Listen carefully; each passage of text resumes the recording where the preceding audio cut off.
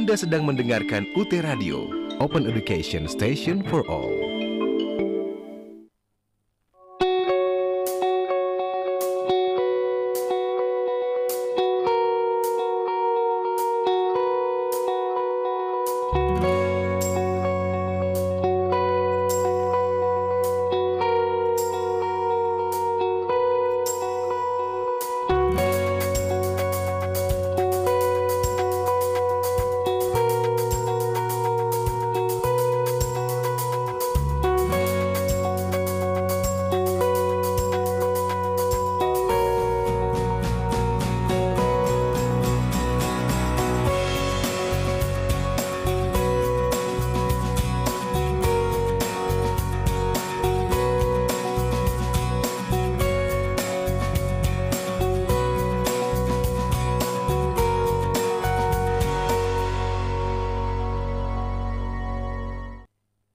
Saat pandemi belum berakhir, saat semua tiada pasti, tidak ada yang pernah siap. Pendidikan tinggi pun harus beradaptasi. Kita harus hadapi dengan kebiasaan baru. Universitas terbuka, lebih dari 37 tahun, selalu siap dengan akses pendidikan tinggi, terbuka, dan jarak jauh.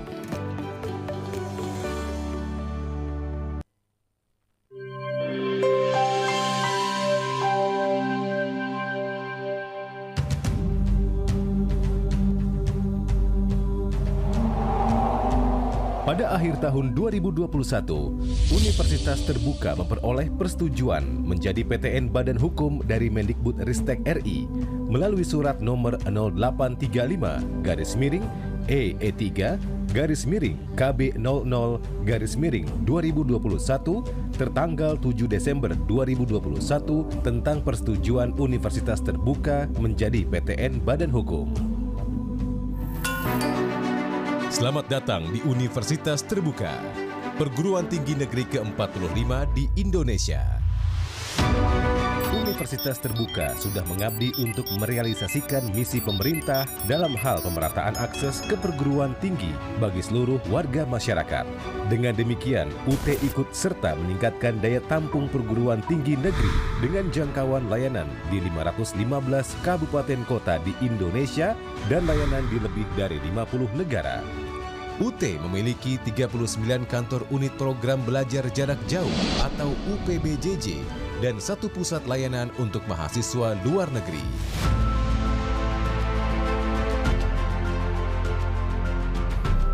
Reformasi Pendidikan Indonesia Station for All. Assalamualaikum warahmatullahi wabarakatuh. Selamat berjumpa kembali dalam program tutorial radio. Senang sekali saya Fatimah Eva kembali menjumpai Anda dalam program ini, dan saya akan memandu program ini hingga 1 jam ke depan. UT listeners dan pemirsa UT TV dimanapun Anda berada, serta seluruh mahasiswa Universitas Terbuka, pada kesempatan kali ini kita akan membahas tentang sistem bilangan kompleks, ya. Dan ini berhubungan dengan mata kuliah fungsi kompleks dengan kode mata kuliah mata 4322 tahun 2023. Ini juga dikhususkan bagi Anda teman-teman mahasiswa yang mengambil program studi matematika di Fakultas Sains dan Teknologi. Dan kita sudah terhubung di ruang virtualnya UT Radio bersama Mbak Seli Anastasia Amelia Haris SPDM SI untuk membincangkan sistem bilangan kompleks ini. Mbak Seli, bisa mendengar suara Eva dengan jelas? Sangat jelas Mbak Eva. Oke. Mbak Seli, kalau boleh tahu saat ini sedang berada di mana? Saya sekarang sedang ada di UT Jakarta Mbak Eva nih. Oke, sedang berada di Jakarta. Ini gimana di Jakarta cuaca pada hari ini? Apakah cerah ceria seperti wajahnya Mbak Seli atau gimana nih? Atau jangan hujan di sana? Alhamdulillah di sini cerah banget nih Mbak Eva. Oh Mbak Eva, saya mau nyampein satu pantun dulu nih sebelum masuk. Boleh banget, boleh banget. Oke, badan kekar, umurnya tua. Cakep. Pedang bukanlah petani. Apa kabar mahasiswa semua? Selamat datang pada tutorial radio hari ini. Wah, keren. Eva juga nggak kalah deh, pengen ikut pantun juga. Apa ya, bentar mikir dulu. Jalan-jalan ke jangan ya. Di universitas terbuka nggak ada orang udik. Senengnya orang yang senang bertani. Oh, cakep. Eva kira Mbak Sally udah mudik. Taunya masih ada di sini. Gak punya kampung, Mbak Eva. Nggak punya kampung, jadinya di sini-sini aja ya. Oke deh, Mbak Sally, hari ini kita bakalan ngobrol-ngobrol seputar sistem bilangan kompleks. Ini rasa-rasanya mahasiswa butuh banget untuk nyiapin catatan-catatan kalau ada gitu ya, untuk oret-oret dan juga mencatat hal-hal yang penting yang nanti bakalan Mbak Sally sampaikan selama diskusi kita gitu ya. Nah, kita akan mulai dari mana nih bahasannya, Mbak Sally? Terkait dengan definisi bilangan kompleks dulu kali ya, Mbak Eva. Oke. Para listener memahami apa sih kenapa namanya kompleks, kayaknya ribet banget gitu, Mbak Eva. Oke, siap. Jadi kita akan belajar yang pertama tentang definisi bilangan kompleks itu apa. Untuk itu silakan Mbak Sally untuk menjelaskan. Oke, Mbak Eva. Agak memudahkan saya dalam menjelaskan, saya izin untuk share screen, di mana di sini saya mempunyai sebuah diagram. Sudah terlihat, Mbak Eva? Ya, nampaknya belum terlihat, Mbak Sally. Oke. Ya, ini yang akan ditampilkan adalah diagram begitu ya?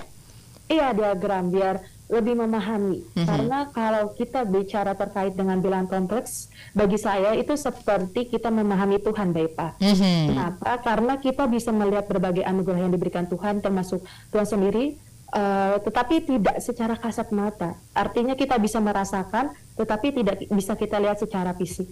Begitu juga dengan matematika. Di dalamnya ada bilangan kompleks yang dimana kalau di dalam kehidupan nyata mungkin akan sulit. Bagaimana sesuatu itu bisa imajiner tapi ada. Oke. Seperti itu, Mbak Eva. Siap. Tapi ini belum kelihatan nih, Mbak Sally.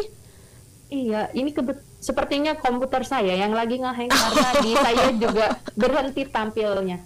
Jadi tunggu sebentar ya, Mbak. Oke. Tapi sambil menunggu, saya ingin bercerita aja sedikit, Mbak. Nah, ini udah kelihatan sih, mungkin tinggal diklik slideshow-nya ya. Oke, komputer di saya ya masih loading soalnya. Oke, ini komputernya juga memahami hal yang kompleks, jadinya agak loading gimana gitu ya. Oke, ini untuk listeners juga sebetulnya sudah bisa melihat ya. Nah, ada complex numbers, ada imaginary, ada pure imaginary. Nanti bakalan dijelasin lebih lengkap nih sama Mbak Sally gimana. Silakan Mbak Sally.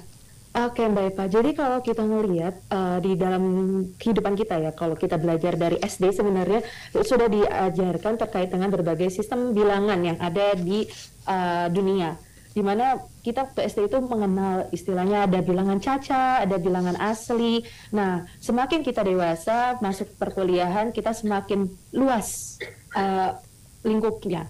Jadi kalau dulu kita hanya bicara bilangan itu bulat, 1, 2, 3, kemudian kita kenal bilangan 0, semakin besar, pas SMP kita dikenalkan bilangan rasional, seperti bilangan pecahan, kemudian juga ada akar 4 yang hasilnya adalah 2, yang dimana mempunyai pola seperti pecahan di mana A per B, di mana B tidak sama dengan 0. Kemudian pada saat SMA kita dikenalkan yang namanya bilangan irasional dan juga bilangan real, yang dimana mulai mencakup antara bilangan asli, bilangan bulat, bilangan rasional ke dalam bentuknya.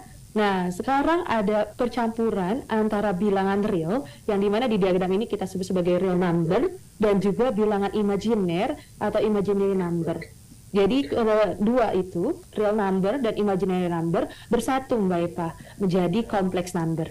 Jadi kalau kita katakan sebenarnya complex number ini adalah gabungan dari bilangan real dan juga bilangan imajiner, di mana ditandai dengan huruf I biasanya untuk bilangan imajiner. Makanya di diagram ini tertulis simbolnya yaitu A plus BI, di mana A-nya adalah bilangan real dan BI-nya itu adalah B-nya sendiri itu adalah bilangan yang imajiner dengan ditandai dengan huruf I. Jadi singkatnya seperti itu Mbak Eva. Jadi kalau kita melihat lebih luas lagi, sebenarnya di dunia ini semakin banyak hal-hal yang tidak bisa kita tuliskan hanya dengan bilangan real ataupun bilangan bulat, tapi mulai beragam seperti itu. Oke, wah ini jadi kegambar banget ya tentang semestanya angka gitu ya. Jadi Betul. ternyata yang kita tahu itu hanya satu titik terkecil, di mana di luar itu tuh layernya banyak lagi dari semua hal yang ada tentang angka begitu ya. Nah, Eva juga pengen tahu sebetulnya Mbak Sally, sifat-sifat aljabar bilangan kompleks itu seperti apa? Jadi sifat aljabar bilangan kompleks ini beragam ya Mbak Ipa. Jadi kalau kita pada saat bersekolah itu kan kenal ada operasi penjumlahan, perkalian, pembagian, pengurangan. Nah, bilangan kompleks ini juga sama.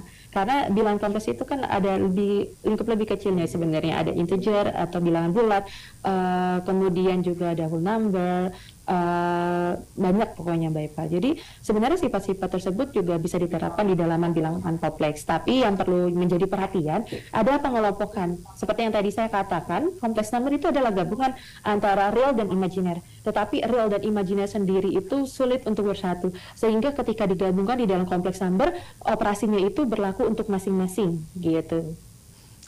Oke, nah bisa kasih contohnya nggak sih Mbak Sally biar jadi ada gambaran nih?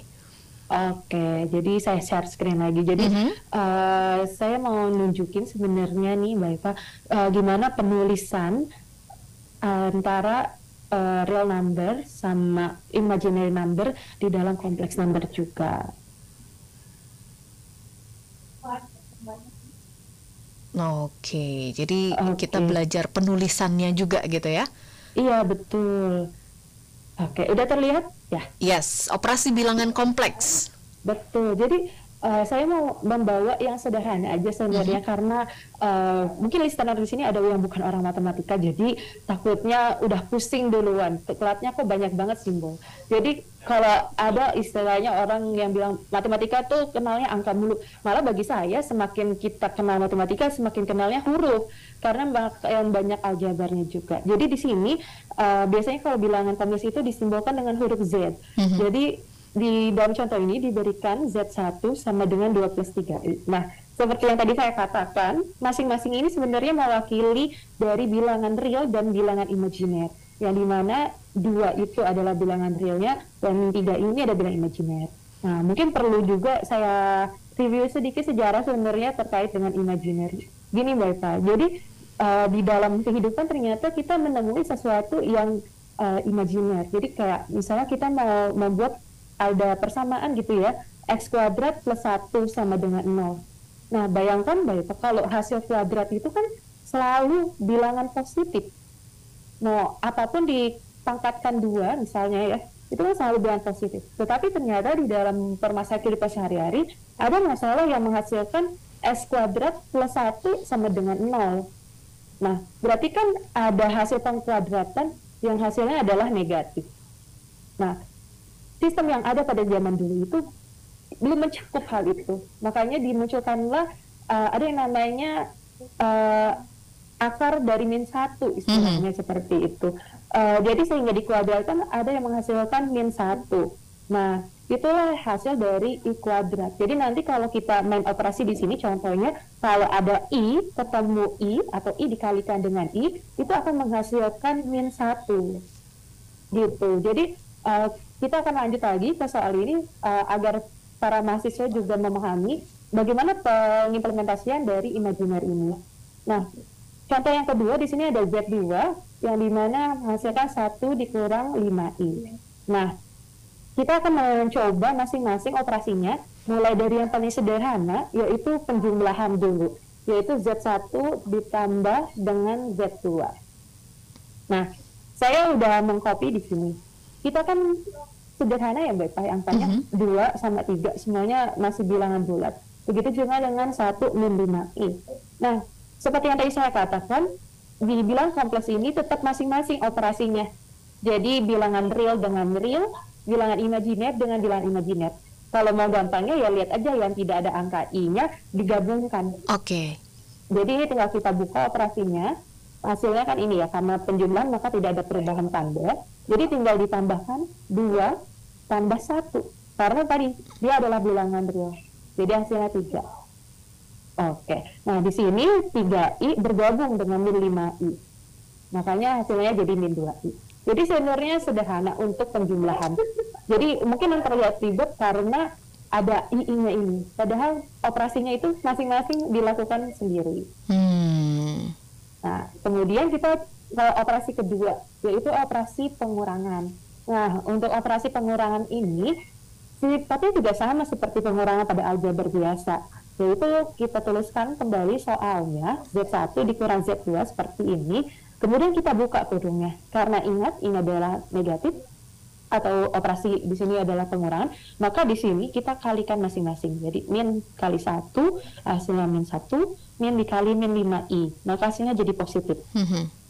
Tapi itu adalah operasi biasa sebenarnya Mbak Ipa. Jadi udah terbiasa di SMP, SMA juga seperti itu. Hanya pembedanya tadi, ketika kita melakukan operasi dengan bilangan real, ya hanya bilangan real. Jadi istilahnya dia adalah 2 kelompok yang nggak akan bisa bersatu. Kecuali ada pengkuadratannya atau berpangkatnya nanti. Nah, makanya di sini jadi 2 dikurang 1, yaitu 1, dan 3i ditambah 5i, jadinya 8i. Nah, sampai sini masih oke ya Mbak Eva ya? Masih oke, cuman masih rada nggak ngerti kenapa jadi 1 plus 8i, kenapa nggak 1 minus 8i? Karena ini, kan 3i ditambah 5i, jadi positif tambah positif kan hasilnya pasti jadi positif juga. Ini kan 3i-nya nilainya positif, 5i-nya juga nilainya positif, makanya jadi 8i di sininya. Oke, jelas. Nah, lanjut lagi. Nah, ini yang mulai tricky ya Mbak, karena kita mulai mengenalkan tadi yang saya katakan sebagai sejarah, bahwa ketika kita mengalihkan i atau istilahnya i kuadrat, itu hasilnya akan negatif 1. Jadi bilang imajiner dikali imajiner akan menjadi bilangan real negatif 1. Jadi istilahnya ada perpindahannya. Nah, makanya di sini ada perkalian yang harus hati-hati. Biasanya mahasiswa dalam perhitungannya biasanya bisa, hanya saja kurang teliti dalam menghitungnya. Jadi ada kecerobohan yang menyebabkan kesalahan perhitungan di dalam entah menjawab tugas ataupun UAS-nya. Karena kebetulan saya sering ngeliat jawaban mahasiswa, ternyata dia bisa, hanya saja salah hitung. Nah, kita kembali lagi ke soal. Ini kan Z1 dikalikan dengan Z2. Maka kita tuliskan seperti ini, yang ditambah yaitu 2 ditambah 3i dikalikan dengan 1 dikurang 5i, seperti ini. Nah, setelah itu kita kalikan seperti biasa. Kalau saya sering menyebutnya itu dengan mahasiswa adalah perkalian pelangi. Karena kalau saya coret-coret nih Mbak Ita ya, ini sepertinya jadi 2 dikali 1 dan 2 dikalikan dengan min 5i, seperti ini. Jadi tinggal 2 dikali 1 ya 2. Hasilnya 2. Kemudian, nah kalau ini real dikalikan dengan imajiner, ternyata hasilnya bisa ada beda. Kalau tadi 2 dikurang 5i tidak bisa, tapi kalau misalnya kita kalikan, dia bisa menghasilkan bilangan seperti ini. Jadi 2 dikali min 5 kan hasilnya min 10, tinggal ditambah dengan i-nya saja. Seperti itu Mbak Ita. Oke. Kemudian yang kedua juga sama, kita kalikan dengan pelangi ya, karena kalau saya buat diagramnya itu kan seperti pelangi ya. Nah, ini 3i dikalikan dengan 1. Hasilnya kan jadi 3i di sini. Kemudian 3i kali min 5i. Nah, ya ini sedikit tricky, di mana kita simpan dulu hasil dari bilangannya masing-masing. Jadi 3 dikali min 5 itu kan min 15. Saya tulis di sini ya, saya coret-coret sedikit. Nah, kemudian kita punya i dikali i. Nah, seperti yang saya katakan tadi, kalau kita punya i dikalikan dengan i, maka hasilnya jadi min 1 atau negatif 1. Makanya ini tinggal kita kalikan aja Mbak Ipah, min 15 dikali dengan min 1. Gitu. Negatif kali negatif hasilnya kan positif. Makanya jadi 15 di sini. Seperti itu. Jadi sebenarnya nggak sulit buat memahaminya, hanya saja butuh ketelitian. Biasanya mahasiswa ngelihatnya, oh ini 3 kali min 5 jadi min 15i. Padahal di sininya punya i juga. Jadi harusnya i-nya juga dikalikan dengan i. Nah, setelah semuanya selesai, kita tinggal menyederhanakannya. Jadi kita menggabungkan antara yang real dengan yang imajiner. Nah, makanya di sini tinggal kita jumlahkan 2 yang sebagai bilangan real dengan 15 yang bilangan real. Maka hasilnya jadi 17 dan berikutnya minus 10. Coba kalau di sini ada jawabannya nih, min 10i tambah 3i. Jadi 7i. 7i. Seperti itu Mbak Eva. Oke. Dari Mbak Eva sendiri karena bukan orang matematika ya Mbak Eva? Bukan, sama sekali bukan. Saya pinternya yang lain. Iya. Nggak pinter matematika. Tapi ini jelas sih ya, sebetulnya karena dijelaskan juga. Kayak belajar matematika tuh emang butuh orang deh untuk menjelaskan gitu, untuk nge-breakdown apa-apanya. Kemudian yang terakhir ada yang poin D tadi ya? Betul. Nah, ini yang paling sulit sepertinya. Nah, ini dia. Makanya saya tinggalin di akhir karena biar konsep-konsep yang sebelumnya itu dipahamin dulu. Karena itu ada, walaupun istilahnya pembagian, kita mengalihkan dengan sekawan ya. Jadi kalau kita punya bilangan imajiner sebagai penyebut, artinya kalau kita punya pecahan gitu ya di bagian bawahnya, yang kita sebut sebagai penyebut itu bilangannya imajiner, nah itu namanya belum irasional karena belum bisa diterima istilahnya. Seperti ini ya Mbak Eva. Jadi walaupun ini hasil dari perhitungan misalnya pecahan gitu ya, bukan diminta operasi pembagian, kalau bawahnya masih imajiner seperti ini terkandung i, maka kita harus merasionalkannya. Artinya kita harus membuat perkalian dengan sekawannya. Nah, yang disebut dengan sekawan sebenarnya adalah perkalian yang berbeda arahnya.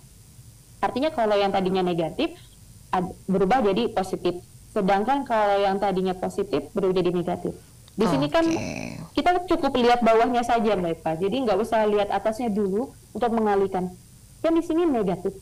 Oleh karena itu kita kalikan sekawannya, kita ganti tandanya seperti ini. Gitu.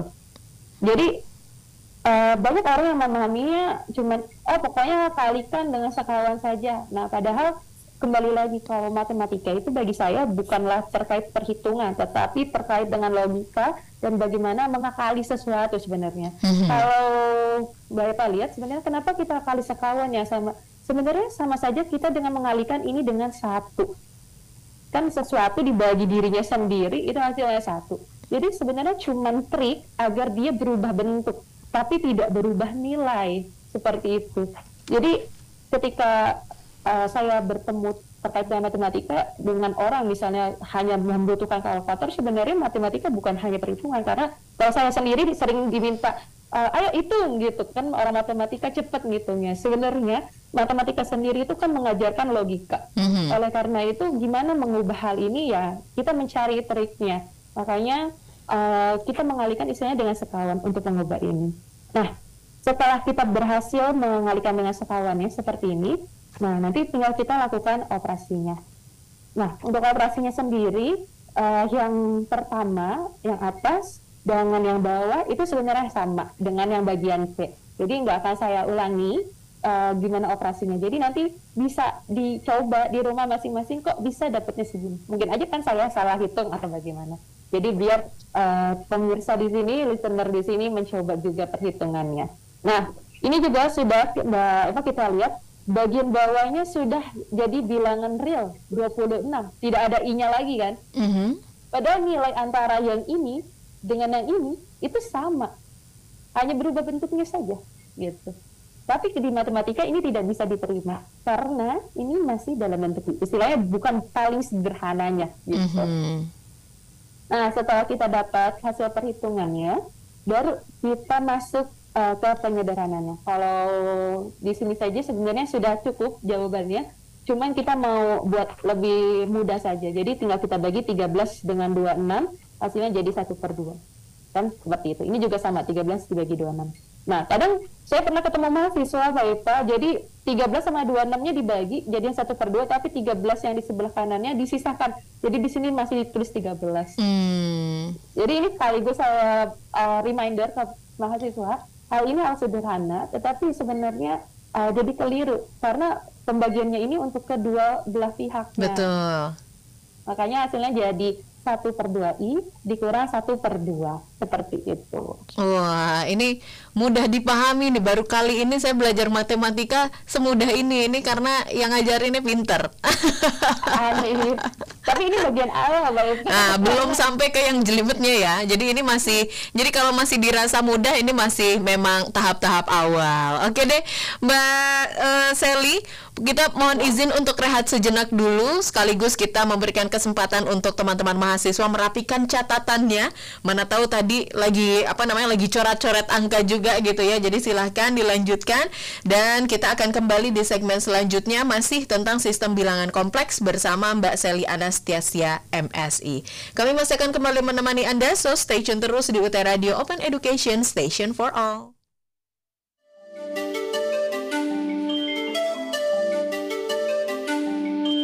Anda sedang mendengarkan UT Radio, Open Education Station for All.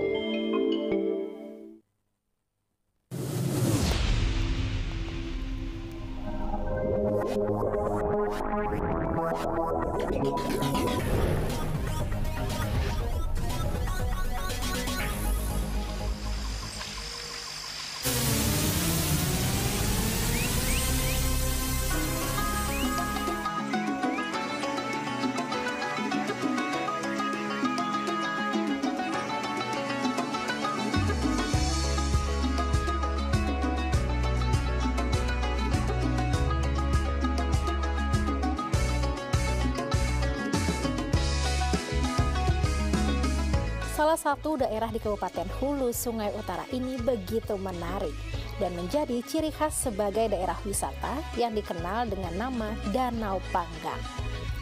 Danau Panggang ini terkenal dengan alamnya yang eksotis karena daerah ini 65%-nya adalah rawa dan danau, serta pemandangan alami yang menarik melihat kerbau-kerbau rawa berenang. Kerbau-kerbau ini adalah milik para peternak setempat, diternak dan berkeliaran berenang mencari makan di daerah rawa ini. Sehingga tidak sedikit para wisatawan yang datang untuk menikmati eksotisnya alam dengan pemandangan kerbau yang bisa berenang di rawa, sungai, dan danau.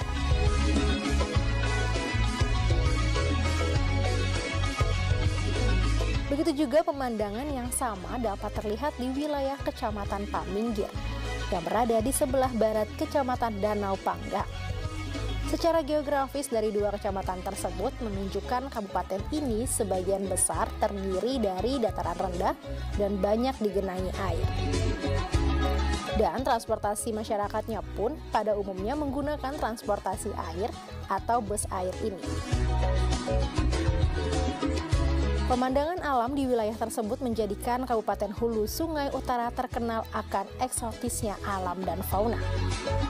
Selain kerbau rawa, kabupaten ini juga terkenal dengan itik khasnya, yaitu itik mamar atau itik alabio.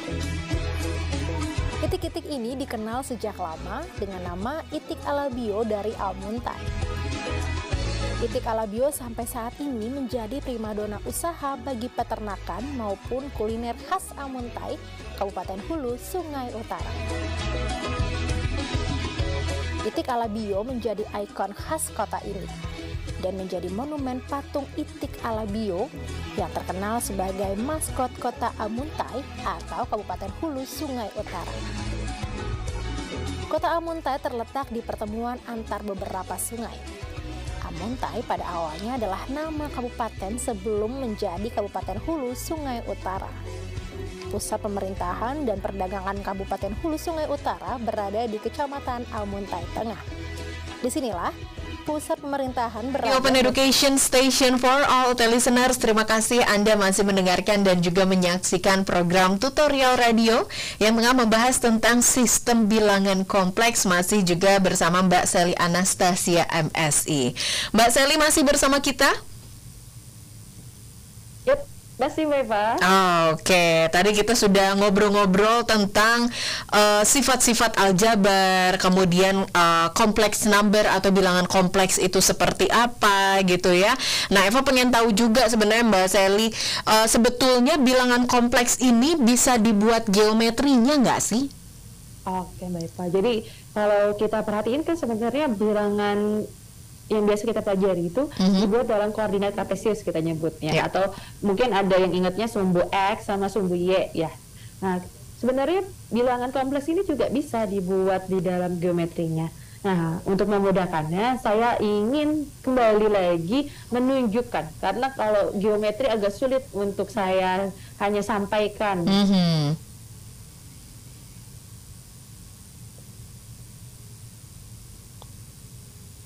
Oke, sudah terlihat ya Mbak Eva ya? Ya, betul, sudah terlihat. Oke, jadi mungkin para listener tadi sudah melihat ya bagaimana penulisan dari geometri itu sendiri.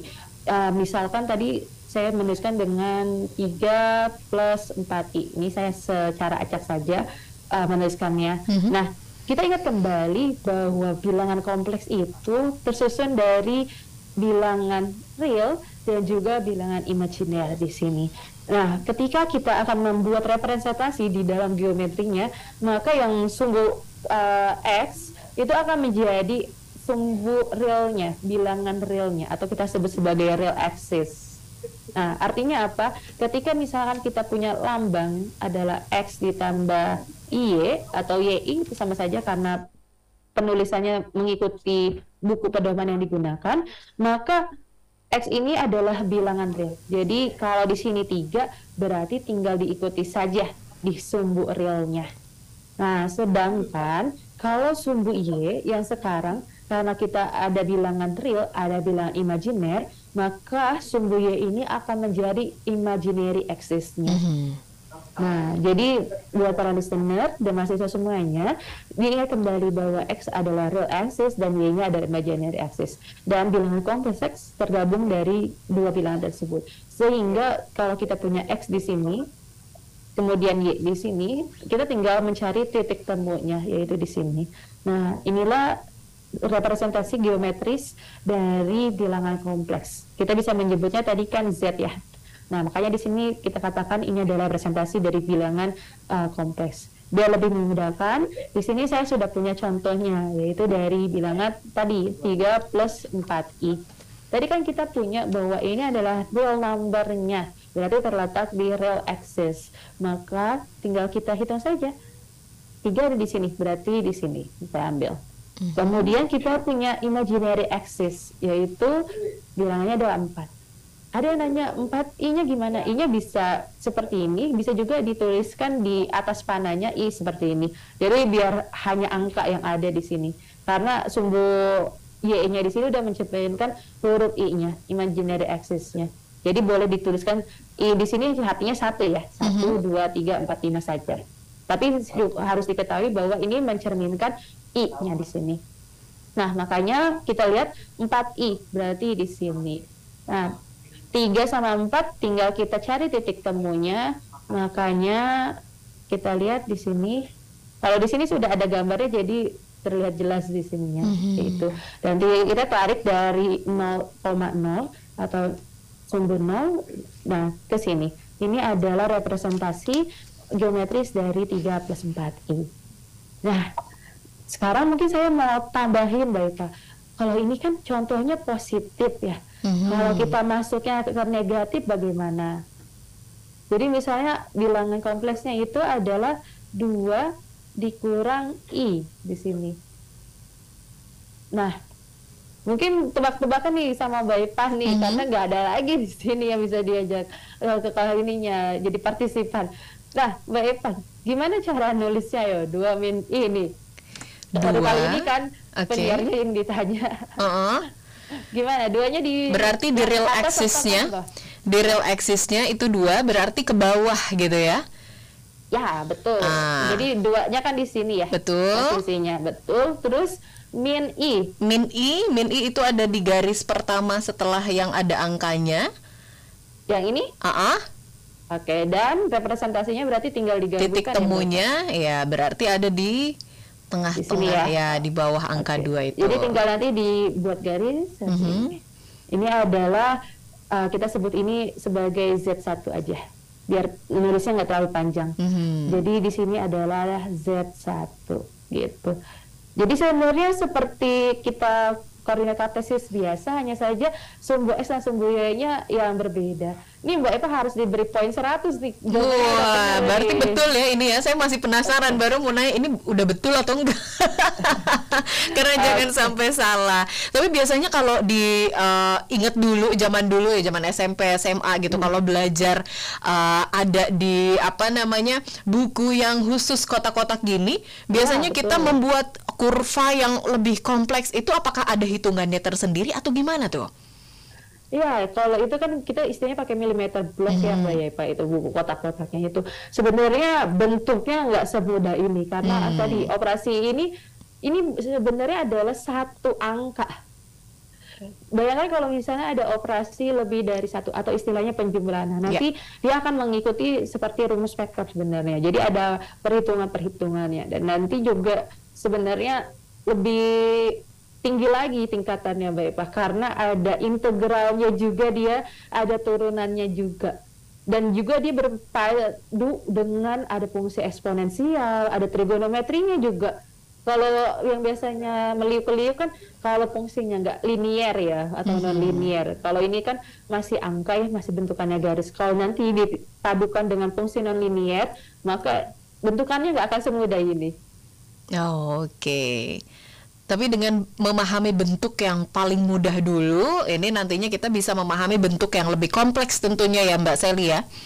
Betul. Oleh karena itu makanya di sekolah ya, belajarnya kan sistem bilangan bukan dari kompleks dulu, tetapi dari yang bilangan bulat, kemudian ketemu bilangan rasional, kemudian bilangan real, ada bilangan imajiner, baru masuk ke kompleks. Makanya sebenarnya kalau saya mau belajar banyak, sebenarnya dari matematika saya belajar bukan karena perhitungannya, tapi kita ngambil sifatnya. Jadi kalau istilahnya kita punya masalah, lihat dulu bagian yang paling mudahnya, baru cari yang paling susahnya. Jadi banyak sebenarnya Eva ya, yang bukan matematika tapi bisa dipelajari di matematika. Oke, jadi memahami pedoman hidup justru dari matematika ya Mbak Sally?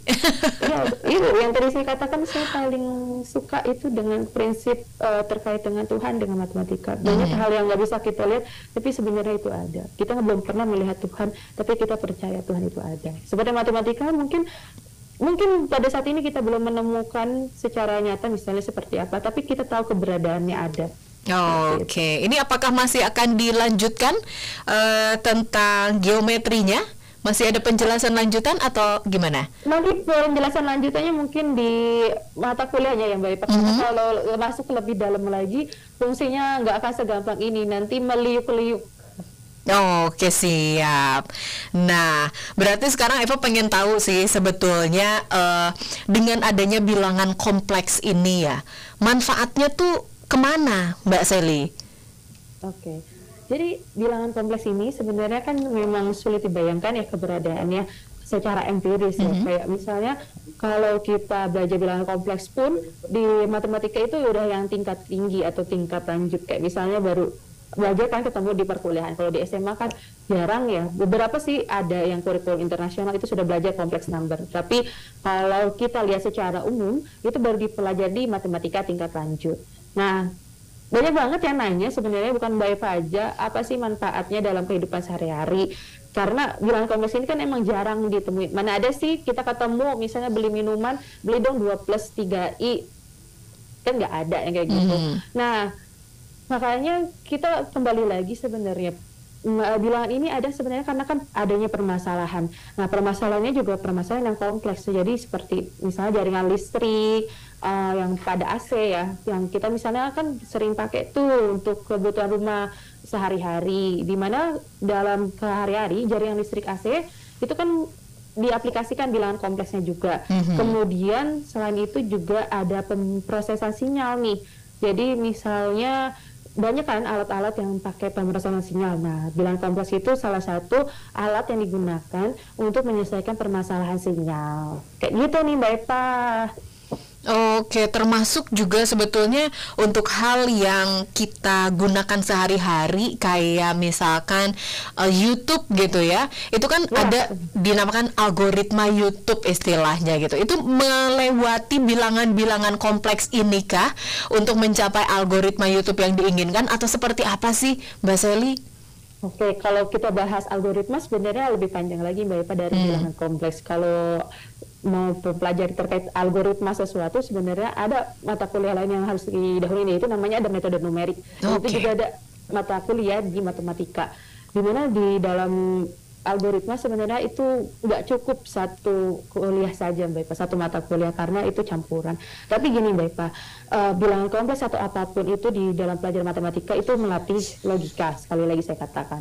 Nah, pembentukan algoritma itu membutuhkan logika. Jadi ketika misalnya Mbak Eva nih misalnya diminta buat jalan ke Surabaya, nah kita nggak diminta buat gimana cara beli tiket pesawat buat ke Surabaya, tapi kita bisa nemuin banyak cara buat ke Surabaya itu, termasuk dalam belajar bilangan kompleks, kemudian juga pembuatan algoritma. Kita nggak ngebahas hanya terkait dengan satu mata kuliah, tapi banyak mata kuliah yang kita padukan dan gimana ngasihin. Kayak termasuk sebenarnya bilangan kompleks, kalau kita hanya mengenal kayak tadi hanya II saja itu nggak cukup, makanya dipadukan dengan teknik-teknik lain. Tadi saya sudah katakan ada integral, ada juga turunan, di mana harus kita kuasai dulu baru bisa untuk menggunakannya. Bayangin aja kalau dasarnya aja belum kuat atau belum bisa, terus kita ke tingkat yang lebih tingginya lagi gitu. Jadi istilahnya kalau mau pelajarin kita step by step aja.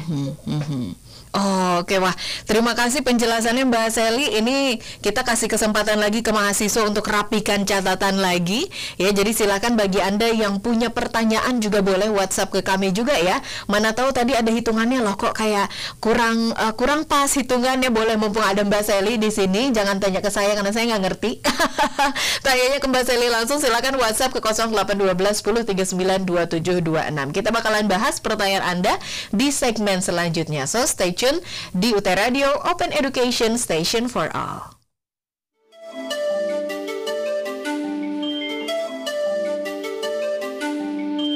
Anda sedang mendengarkan UT Radio Open Education Station for All.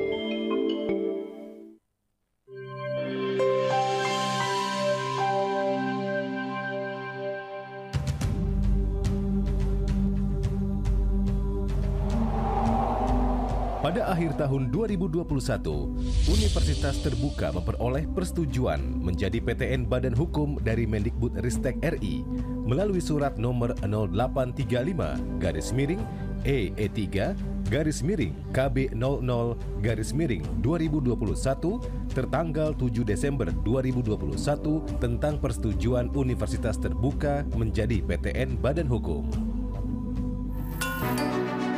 Selamat datang di Universitas Terbuka, perguruan tinggi negeri ke-45 di Indonesia. Universitas Terbuka sudah mengabdi untuk merealisasikan misi pemerintah dalam hal pemerataan akses ke perguruan tinggi bagi seluruh warga masyarakat. Dengan demikian, UT ikut serta meningkatkan daya tampung perguruan tinggi negeri dengan jangkauan layanan di 515 kabupaten kota di Indonesia dan layanan di lebih dari 50 negara. UT memiliki 39 kantor unit program belajar jarak jauh atau UPBJJ dan 1 pusat layanan untuk mahasiswa luar negeri.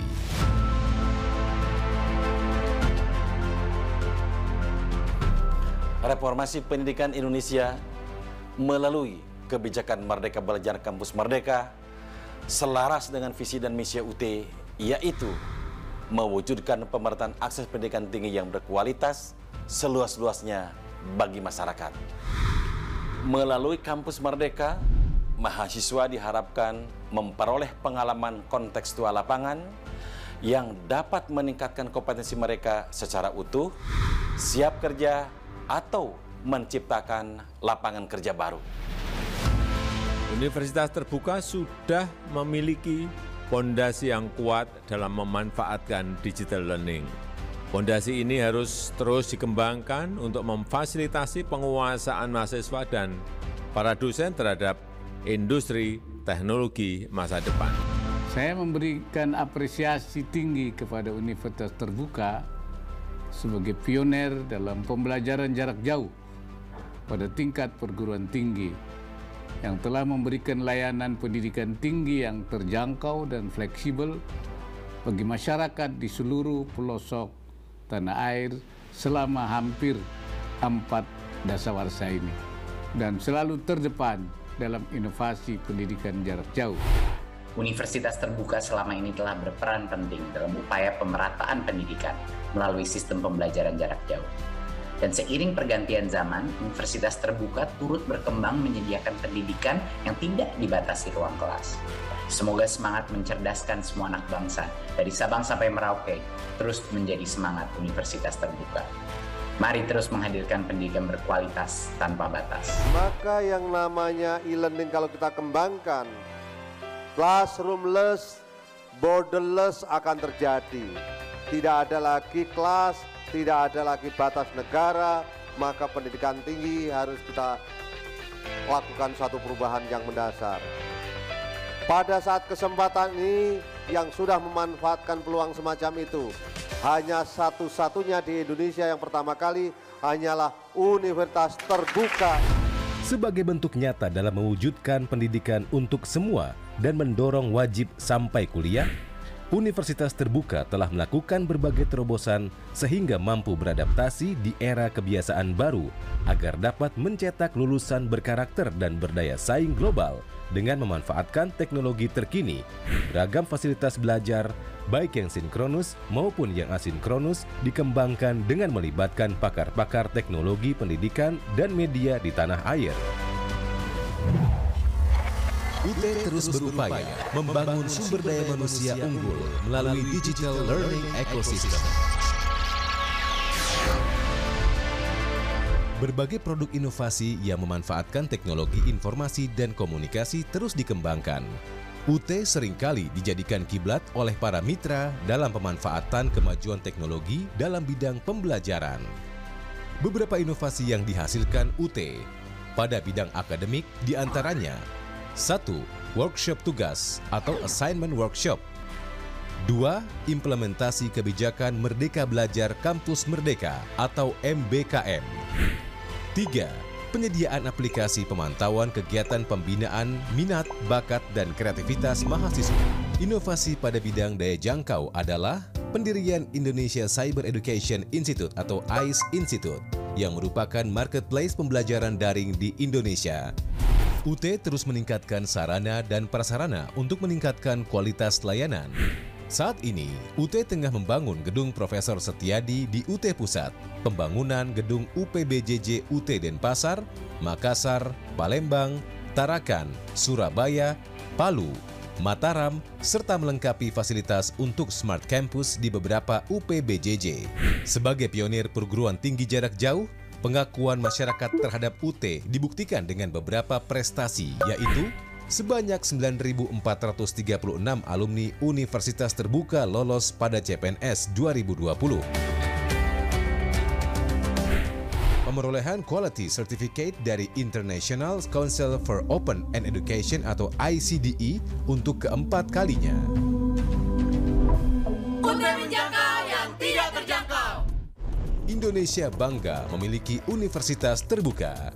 Experience the Education Station for all UT listeners. Terima kasih Anda masih mendengarkan dan juga menyaksikan program tutorial radio yang tengah membahas tentang sistem bilangan kompleks. Masih juga bersama narasumber kita yang hadir melalui ruang virtualnya UT Radio, yaitu Mbak Sally Anastasia MSI.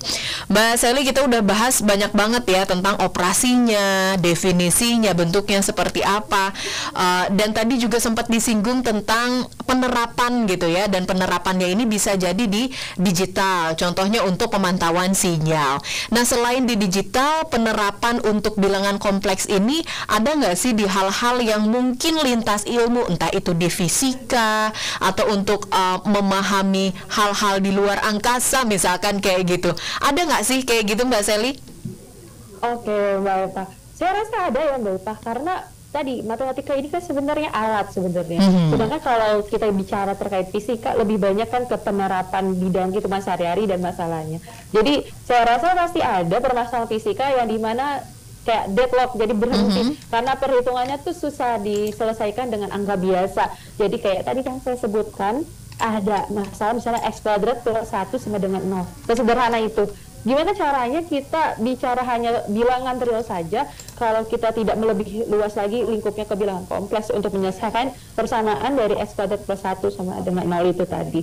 Oleh karena itu, yang tadi Mbak Eva tanyakan, banyak banget Mbak Eva pokoknya yang menggunakan dari bilangan kompleks ini sendiri. Dan mungkin buat informasi tambahan, saya juga bisa mengatakan gini, bilangan real itu sebenarnya adalah bilangan kompleks juga loh Mbak Eva, yang dimana nilai imajinernya bernilai 0. Jadi kayak misalnya kita nuliskan 2 di dalam bilangan nyata. Sebenarnya kalau kita nuliskan di dalam bilangan kompleks itu juga bisa, yaitu dengan menuliskan menjadi 2 ditambah 0i. Jadi nilai imajinernya 0 gitu. Karena tadi bilangan kompleks itu kan mencakup bilangan real dan juga bilangan imajiner. Jadi pasti di dalam bilangan kompleks itu ada bilangan real aja atau bilangan imajiner aja. Jadi nggak dua-duanya ada angkanya. Jadi salah satunya bernilai 0. Itu nggak masalah di dalam bilangan kompleks karena kita menganggap nilai lainnya adalah 0. Jadi kalau misalnya kita tadi kembali lagi ke permasalahan, sebenarnya permasalahan bilangan real ada bilangan kompleks juga, atau bilangan imajiner juga bilangan kompleks yang dimana nilai sisinya yang lainnya adalah 0. Seperti itu Mbak Eva.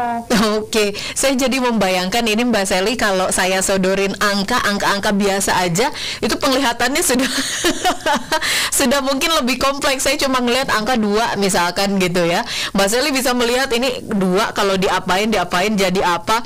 Ini saya jadi keinget ada satu video di Instagram yang lewat begitu ya di explore-nya saya. Ada satu satu rangkaian angka gitu bisa dibilang, kemudian dijumlahkan, dioperasikan, ada penjumlahan, pengurangan, pengalihan dan lain sebagainya sampai akhirnya membentuk satu kalimat I love you. Itu bagus banget sih, maksudnya agak jelimet untuk mengatakan satu hal yang mungkin sebetulnya mudah. Apakah dalam pelogikaan matematis untuk sistem bilangan kompleks itu juga bisa melewati rangkaian operasi seperti itu Mbak Sally? Bisa Mbak, tinggal sekreatif kita aja. Dulu kalau saya sebelum jadi dosen itu kan juga pernah mengajar privat ya Mbak Eva. Jadi saya mau cerita sedikit.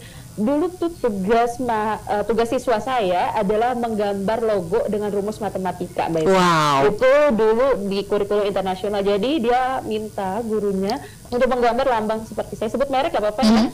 Seperti domino. Itu menggunakan ada aplikasinya. Jadi dimasukkan rumus gimana caranya harus terisi dengan angka-angka atau fungsi-fungsi sehingga membentuk lambang seperti pizza domino. Kemudian juga ada tulisan namanya sendiri.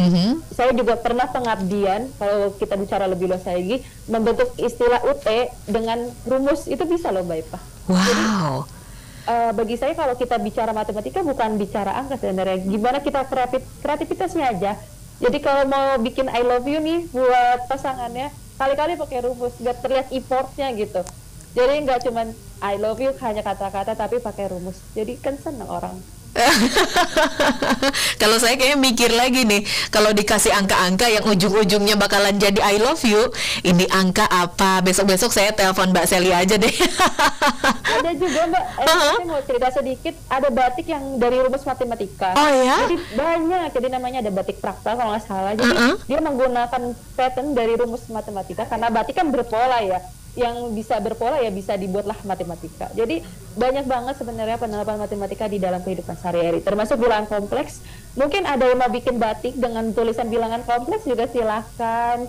Jadi tinggal kreatifnya kita aja dalam memanfaatkan ilmu yang ada di dunia nyata. Waduh, luar biasa sih ini ya tentang sistem bilangan kompleks ini. Jadi sebetulnya matematika juga tidak hanya urusannya dengan angka-angka dan angka, tapi gimana caranya kita menggunakan logika kita untuk bisa lebih kreatif begitu ya Mbak Sally ya? Betul. Makanya kalau misalnya lulusan matematika ya kadang ngambil S2-nya itu ada yang dia masih matematika, tapi di dalam pelajarannya udah bercampur sama algoritma. Kayak termasuk saya juga mempelajari terkait dengan pemrograman komputer karena dibiasakan terkait dengan logikanya itu. Sehingga tadi saya katakan menuju Surabaya bukan hanya satu cara, tapi banyak cara. Gimana yang paling efektif itu yang kita cari dalam matematika. Termasuk bilangan kompleks nih Mbak Eva. Bilangan kompleks itu juga kan sebenarnya hadir karena ada permasalahan juga. Betul. Wah, luar biasa sih. Ini jadi memahami matematika dari sudut pandang lain dengan cara belajar tentang sistem bilangan kompleks dulu gitu ya. Saya juga jadi ingat sebetulnya dulu waktu belajar matematika SD, SMP kadang aduh pusing sampai nangis-nangis gitu ya. Tapi orang tua saya selalu bilang bahwa ini bukan soal matematikanya, nah ini tentang membiasakan kamu agar terbiasa berpikir dan mencari jalan keluar untuk semua permasalahan yang ada. It's just matematik gitu ya. Ini tuh cuma matematik, tapi besok-besok kalau misalkan ada permasalahan apa, kita sudah terbiasa berpikir untuk melihat secara holistik gitu ya, kadang dari jauh dulu biar kelihatan secara utuhnya tuh permasalahannya seperti apa. Matematika juga punya kacamata apa ya, artinya melihat segala sesuatu mungkin mundur sedikit untuk bisa melihat semuanya secara keseluruhan. Ada proses seperti itu? Ada pasti Mbak Eva. Jadi kalau saya sih paling ingat ya kalau di konsep matematika gini, konsep matematika itu strict. Jadi kalau kita belajar logika nggak ada yang dua-duanya benar. Jadi nilainya bernilai benar atau hanya salah gitu. Jadi kadang kalau saya membuat sebuah keputusan seperti dalam permasalahan, nggak ada yang istilahnya dua-duanya bisa diuntungkan. Pasti harus mengambil satu keputusan dan kita harus konsekuen sama apa yang kita ambil. Jadi termasuk mundurnya itu kita melihat lagi. Kalau di dalam matematika kan kita melihat kembali rumus-rumus yang kita gunakan di materi sebelumnya. Karena tadi saya katakan bahwa matematika itu kan tersusun dari ilmu-ilmu. Jadi kadang ilmu-ilmu yang dahulunya itu kita kurang menguasai sehingga kita kesulitan di kehidupan yang sekarang. Nah mungkin kalau kita bawa filsafatnya ke kehidupan ya tadi mungkin ada hal-hal yang tidak kita pahami dulu atau yang sekarang, tapi nanti suatu saat mungkin kita akan memahaminya. Jadi jangan melihat sesuatu dari awal dulu, tapi kita melihat tadi secara keseluruhan, mundur untuk melangkah lebih banyak. Wah, luar biasa. Ini seru banget sih belajar matematika dan juga filsafatnya tentang hidup, ternyata nyambung-nyambung juga ya, Mbak Sally ya. Mata kuliah terkait dengan sejarah matematika, dan di sana ya belajar filsafat dari mana angka nol, betul, dari infinity, terus juga ada paradoks Zeno. Jadi banyak sebenarnya, bukan cuma angka tapi kita belajar terkait sejarahnya. Jadi banyak banget hal yang bisa kita ambil dari masa lalu sebenarnya. Waduh, ini keren banget sih. Kita belajarnya tentang sistem bilangan kompleks, jadi kita belajarnya banyak banget, tidak hanya tentang sistem bilangan kompleks aja nih hari ini. Mbak Sally, nggak berasa ini sudah mau 1 jam ternyata ya. Jadi sisa waktu yang ada, Eva kasih ke Mbak Sally untuk bisa memberikan kesimpulan dari topik kita kali ini tentang sistem bilangan kompleks. Silakan.